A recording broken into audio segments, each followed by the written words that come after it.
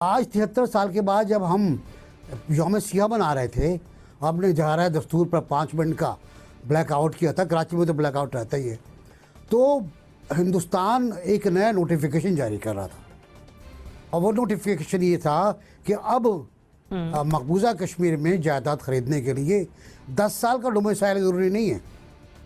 اب any Indian citizen from Haryana, Patiala, Delhi, Kerala, Chennai, anywhere, Tamil Nadu, Andaman, کوئی بھی بھارتی شہری آئے اور آ کر یہاں پر زمین خرید لے. یہ آج کی کہانی ہے، ایک گھنٹے 2 گھنٹے پہلے کی، کہ اس نے تو آپ کو نہیں بخشا، وہ نہیں بخشے گا. آپ کتنے ہی امن کی بات کریں. وہ کہا تھا کہ تو امن کے گیت نہ گا جب بھید تجھے معلوم نہیں. بھید نہیں معلوم ہم کو، ہمیں نہیں پتا کہ مودی جو ہے وہ کتنا طاقتور آدمی ہے. کرونا چھوڑیں جی، آپ بہت برا حال ہوگا کرونا اس کا، لیکن وہ اپنا کام کر رہا ہے. اس نے وعدہ کیا تھا کہ کشمیر بھارتیوں کا ہوگا اور وہ زمین وہاں بیچ رہا ہے. اب میں مفتی یا فاروق عبداللہ عوام کی اس کے لیے کنسپشن کے لیے جو چاہیں کہتے رہیں، ہم اس پر ایک بیان دیں گے یہ ناقابل قبول ہے. وہ بھائی پہلے کون سا آپ نے قبول کر لیا تھا؟ ہر چیز ناقابل قبول تھی. آپ نے کل پھر کہا کہ میں امن کی بات کرتا ہوں، ہمارا مسئلہ یہ ہے کہ ہم لڑیں نہیں اور مسئلے کو حل کر لیں. یہ وقت نہیں ہے ان چیزوں کا. ہندوستان آزاد کشمیر پر حملہ آور ہے. LOC کے پار بچے مر رہے ہیں، شہید ہو رہے ہیں، عورتیں شہید ہو رہی ہیں، بوڑھے شہید ہو رہے ہیں. مقبوضہ کشمیر میں کیا صورتحال ہے اب تو اس کا بھی علم نہیں ہو پا رہا. اب تو وہاں سے پیغامات آنا رک گئے ہیں، وہاں سے وائب دبئی پیغامات جو آتے تھے وہ بھی رک گئے ہیں، وہ بھی گرفتار ہو گئے ہیں شاید لوگ. تو وہاں تو ایک حبس کا عالم ہے، دم گھٹ رہا ہے، لوگ مر رہے ہیں، لوگوں کی آبروریزی ہو رہی ہے. کہہ رہے ہیں ہمیں کسی بھی پوزیٹیوٹی کی ہوپ نہیں رکھنی چاہیے، نہ ہی مودی سرکار سے اور نہ ہی بھارت سے. نہیں کیوں رہو، ہم بیوقوف ہیں، اگر ہم رکھ رہے ہیں تو.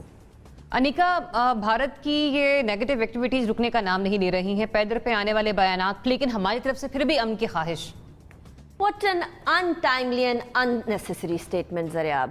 کتنی ہی زیادہ ایسی سٹیٹمنٹ جس کی کوئی تک نہیں بنتی، جس کی کوئی ضرورت نہیں ہے، جس کی وجہ سے ایسا لگتا ہے کہ ایک نیوکلیئر سٹیٹ ہوتے ہوئے آپ امن کی منتیں ترلے کر رہے ہیں. ہمیں کسی سے امن کی منتیں ترلے کرنے کی ضرورت نہیں ہے. ہم اپنے آپ کو طاقتور کر کے اپنی اکانومی کو سٹیبلائز کر لینا تو بھارت خود بھاگتا باری بھی فراہم کر دیتے ہیں افغانستان کی طرف. آپ جو ہیں بھارت کو مطلب باقی طریقے سے بھی سپورٹ کر دیتے ہیں، یونائٹڈ نیشنز کے اندر بھی سپورٹ کر دیتے ہیں. بھارت آپ کے خلاف فیٹو کے اندر بھی محاذ بنایا ہوتا ہے. بھارت نے ڈپلومیسی کے اندر بھی سارے کے سارے محاذ آپ کے خلاف کھولے ہوتے ہیں. بھارت آئسولیٹ پاکستان کی باتیں بھی کر رہا ہوتا ہے. بھارت کا نیشنل سیکیورٹی ایڈوائزر بھی پاکستان کی طرف اشارے کر کے کہہ رہا ہوتا ہے کہ ہم گھس کے آپ کے یہاں جو ہے وہ اٹیک کریں گے، اور آپ کہہ رہے ہیں ہم امن کے خواہ ہیں. کیوں امن کے خواہ ہیں ہم ایسے ملک کے ساتھ جو کہ ہمارے یہاں امن نہیں چاہتا، جو کسی طریقے سے یہ نہیں چاہتا کہ پاکستان ایک ملک کے طور پر، ایک سالم ملک کے طور پر، ایک سوورن سٹیٹ کے طور پر ایگزسٹ بھی کرے، جس کو ہماری ایگزسٹنس ایک بات آنکھ نہیں بھاتی ہے. آپ اس کو کس طریقے سے امن کی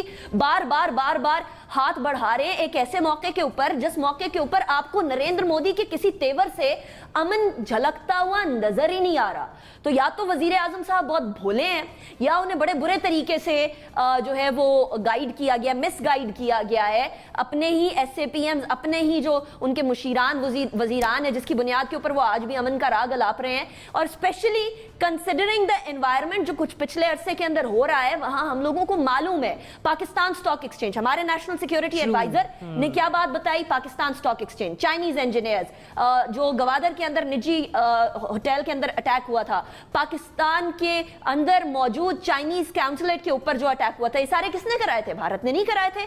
کیا ہمیں نہیں پتا آرمی پبلک اسکول کے جو اٹیکرز تھے ان کے کانٹیکٹ کس طریقے سے انڈیا کے ساتھ ہے؟ پھر آپ امن کی بات کر رہے ہیں. آپ کے نیشنل سیکیورٹی ایڈوائزر نے بڑے تابڑ توڑ حملے کیے وہاں کے میڈیا کے اوپر، اور آپ امن کی باتیں کر رہے ہیں. میرے تو سمجھ سے اوپر کی بات ہے.